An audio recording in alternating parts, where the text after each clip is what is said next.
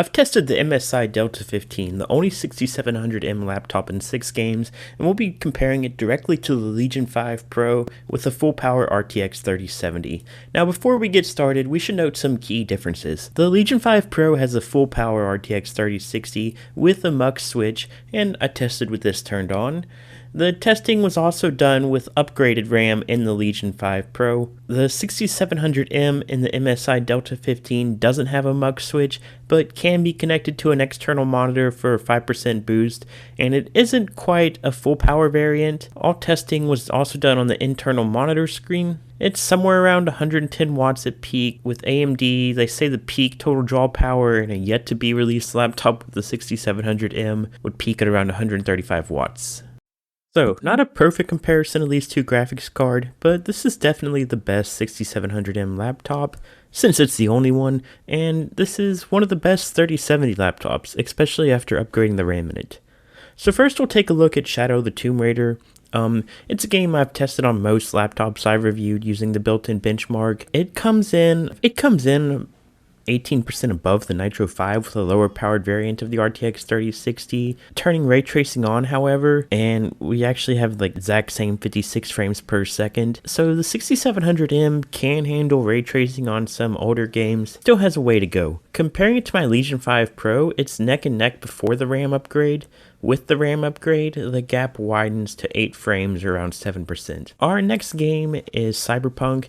I've changed my testing location to the taxi ride on the corporate life path for more consistency. Comparing it to our full power 3070, it's pretty close until Ultra, where we start to see a significant gap, and with ray tracing, it goes up to 35%. And this is without using DLSS, which could give the NVIDIA laptop even more of an advantage.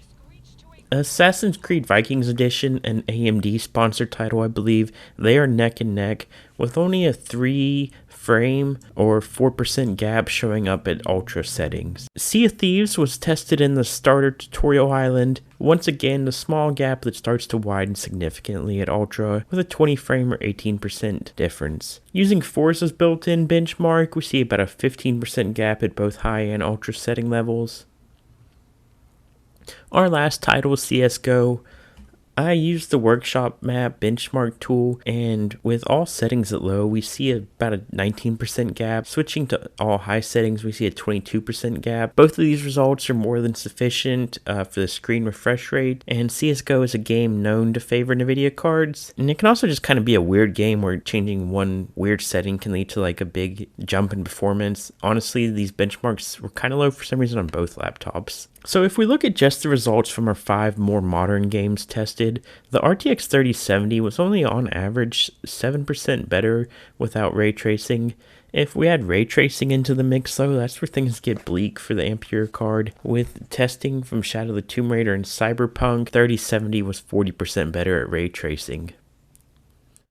If in 2022 we get a Legion 5 Pro with a full power 6700M and a mux switch, outside of ray tracing, I think it would be really close in performance. 3070 is the clear winner in my testing here, but if we compared this to something like the Razer Blade with the 3070, it would be very similar in performance, unless you switched over to ray tracing. Alright, thanks for watching like always.